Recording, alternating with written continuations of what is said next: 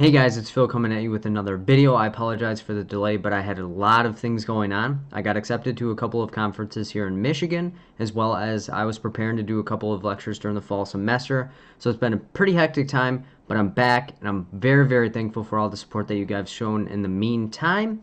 So I'm going to go over a topic that I've been hearing a lot about of should I use the acronyms or should I not use the acronyms? Are they here to trick me? Are they not here to trick me? But before we get into that, guys, let's get into the people that have passed since my last video, and they are as follows: Marlene B, Denise C, Amy L, Denise D, Ellen D, Ashley G, Pretty P, Janice C, Joanna H, Siobhan W, Jody O, Megan L, Claudia G, Tyler S, Kiana S, Robert N, Stephanie J, Shelby B, Alexis F, and Rachel I. So that's amazing to me that we had 20 people pass in the last little bit of time, about 2 weeks time.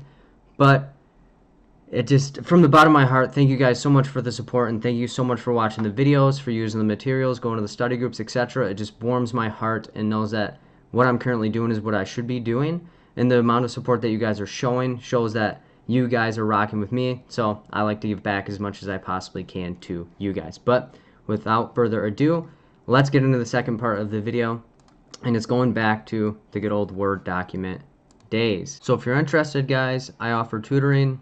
I typically book out 2.5 weeks in advance, so be mindful of that. But if you're interested in that, my email is berda24@gmail.com. And my next Sunday study groups are 8:11, acronym and practice questions, 8:18, client interventions, 8:25, stages of grief, Maslow and the conditionings, 9:1, how to overcome test anxiety, 9:8, DSM-5 adults, 9:15, DSM children, and those typically start 7 and they end at 9 p.m. Eastern time. And if you're interested in those, my email is berda24@gmail.com, and they don't end at 9 p.m. I just say that because we have a question and answer piece that can go as far and as long as they want. Like last Sunday in particular, we ended at 10:30 p.m. So they don't end at 9 p.m., but it allows for you guys to talk about particular topics that you would like to, like your particular exam process or things that you're struggling with, and get direct feedback from me based on what could be helpful for your situation. And if you want to stay connected with me in other ways, my Facebook page is Fill in the Gaps LLC, and if you pass your exam, feel free to drop a review that it was helpful, so it helps other people get attracted to the page as well. So the two most popular acronyms that we're going to be looking at is SFARFI for safety, feelings, assess, refer, educate, advocate, facilitate, and intervene. And then the other acronym, ASPRINs, for the knowledge the client, assess, start where the patient is, protect life, intoxication, do not treat, rule out medical, inform consent, non-judgmental stance, and support patient determination. And when people introduce both of those into their study prep, they get hella confused because I only recommend one of them, and if you've watched my other videos, it's the SFARFI. Why? Because acknowledge client is going to be considered feelings.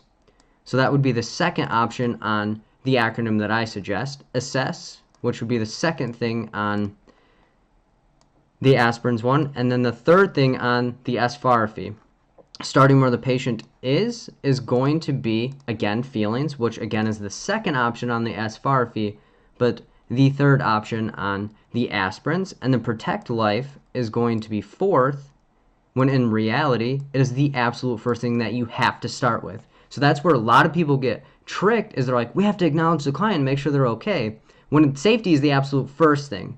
So first thing on the acronym that I suggest that people utilize, and then fourth on the acronym that is also present, intoxication, do not treat, is going to be the fifth, and then on the SFARFI, it is going to be the first because safety, because substance use is also included in the safety category, because if the person is intoxicated or they are withdrawing, they could potentially die. So that is the thing that we would want to consider first before even addressing it.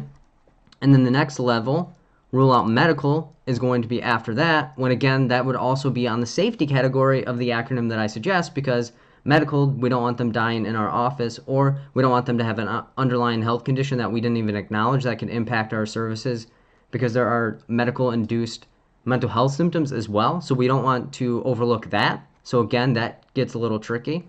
And then informed consent is going to be along the lines of, again, feelings, because we have to acknowledge where they are currently at in their situation. So again, that's the second level of the acronym that I would suggest people utilizing, and is darn near the bottom of the second acronym that people utilize. And the non-judgmental stance, you guessed it, is going to be feelings again. So the second option on the acronym that I utilize, or have people utilize, is almost darn near the bottom, but non-judgmental stance, after we've made sure that they're safe, is where we're gonna want to start. We're not going to come in here and tell them what they need and what they need to utilize within their situation. So that is why it gets tricky, because people are like, these acronyms don't work. And it's not that they don't work, it's that when you utilize and mix two things together that aren't supposed to be mixed together, it confuses the heck out of you, because you're torn by multiple different strategies and multiple different things. And then support patient determination is going to be along the lines of intervene. Why? Because we are going to allow them to determine what they want in their particular situation. And self-determination is often the fact of, I'm going to do nothing as a social worker and allow you to do the action. So intervene, no action is still an action. So that is where it gets tricky. And if you've noticed, we've already tapped out the second acronym, and we have not even acknowledged the fact that there's a refer, educate, advocate, and facilitate to be tapped into. So there are levels of social work that are not being acknowledged within the second acronym. So it's not that these acronyms don't work or they're not applicable to it, but when you mix both of them, it kind of gets tricky. So you have to know which one works for you. And I often recommend the one on the left, as I've stated before, because it opens multiple different levels of social work that we would utilize anyway. This other one is almost a snippet of what you would need to be doing with a client potentially.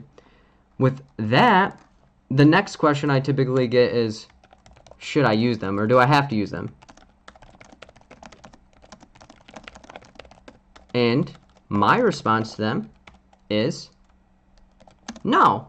You don't have to utilize them, because if it doesn't work for you within your test prep, or it doesn't resonate with you, or it's kind of confusing to you, don't utilize it. Because oftentimes people get into this mode where they either didn't pass the exam or they've never taken the exam and they don't know what to expect, and people are telling them, this worked for me, this other person's using this over here, watch these videos, do this thing, and it's confusing the heck out of people, and they're torn all over the place because there are programs that tell you the acronym are poison, don't utilize them at all. There's other people that are like, here's this other acronym, here's this program with a ton of acronyms in them, and then it's like, well, this person says they have a high pass rate, this person said they passed utilizing this technique, so where am I at in here? So my recommendation here is base your prep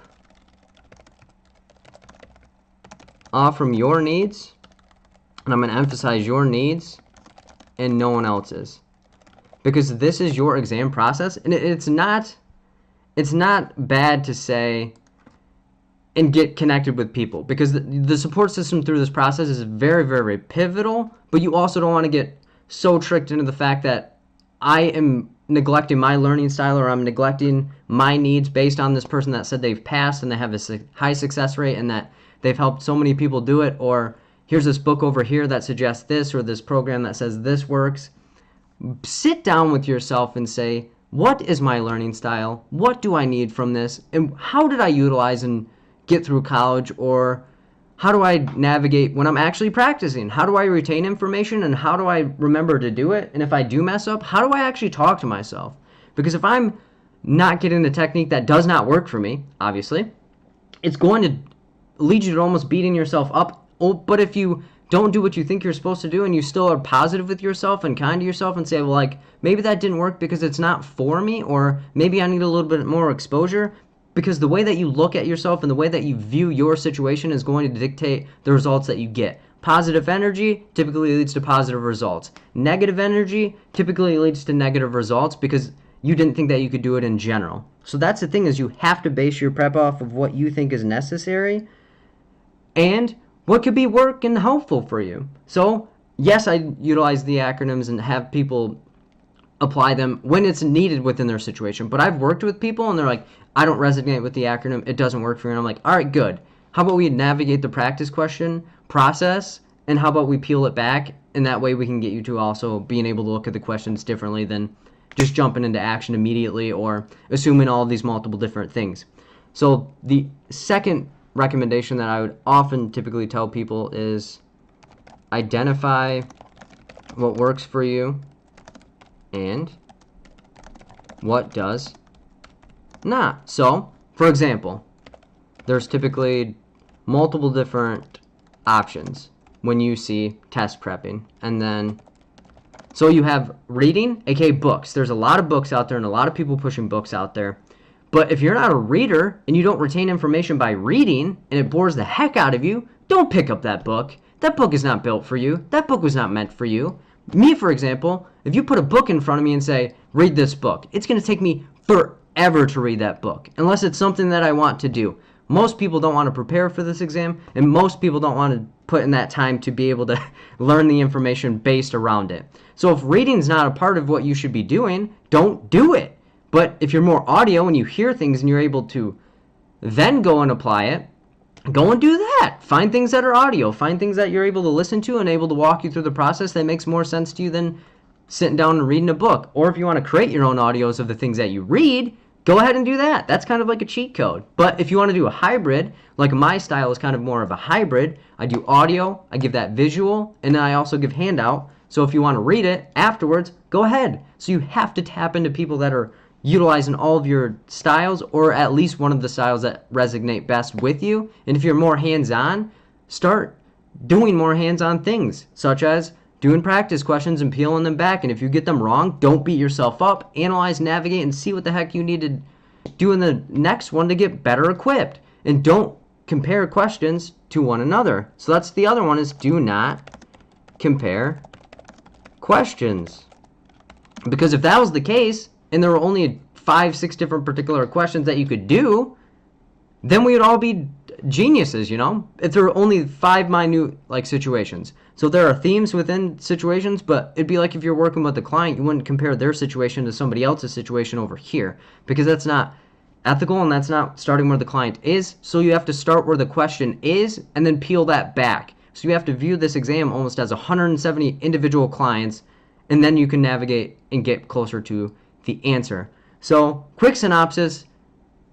Which acronym do I recommend? The SFARFI. And if you've watched my videos, I walk through and peel that back. Do you have to utilize them? No. No, you do not have to utilize them. But if they work for you and people are telling you not to use them, cut that idea out and use what works for you. Because we're all unique, we're all powerful, and we're all different in positive ways. But if we don't hone into our gifts and do what works best for us, we are almost robbing ourselves as well as the people around us of what we could potentially be accomplishing. So reflect on your process, reflect what you need, and go and get what you want, which is getting licensed. And then identify what works for you and what does not. Are you a reader? And if you're a reader, find reading resources. If you're audio, find audio. If you're more of like a do hands-on type deal, do that. But if you're a hybrid and you like hearing it, you like seeing it, and you like doing it, find programs and find things that can help you do that, or develop a process that can help you get closer to where you want to go.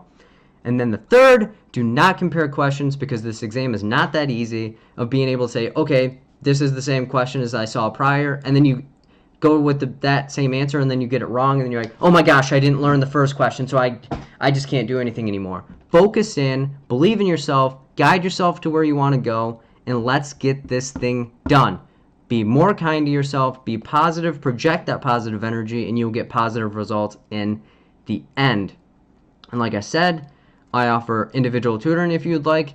Send me an email at berda24@gmail.com. I typically book out 2 to 2.5 weeks in advance, so be mindful of that. My next study group's 811 acronym and practice questions, and if you're like, what are the different levels of the acronym and how can I apply it? Please attend, because that's what I'm basically going to be doing in there. 818, client interventions. 825, stages of grief, Maslow's and conditioning. 9-1, how to overcome test anxiety. 9-8, DSM-5 adults. 9-15, DSM children. And those are Sundays from 7 to 9 p.m. Eastern time. Again, they typically go longer because I do a question and answer after them.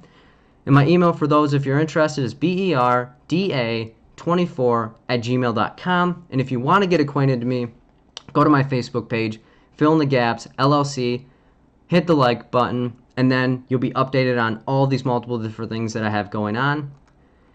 And if you like this video in particular, comment down below any feedback that you have. Hit that thumbs up button that shows me that this topic is something that is of interest to you, and it also helps me get multiple different other topics into mind. Subscribe to my channel if you want more videos, and hit the little bell next to it if you want an email notification every time that I upload. And the challenge this week that I have for you guys, which is correlated to what I was saying prior, identify at least one thing you're currently doing that is making you less confident in yourself, and replace it with something that you are confident with, guys. And I can't say it enough. Thank you guys so much for the support. I'll see you guys in the next video. Please take care of yourself in the meantime. Peace out, guys.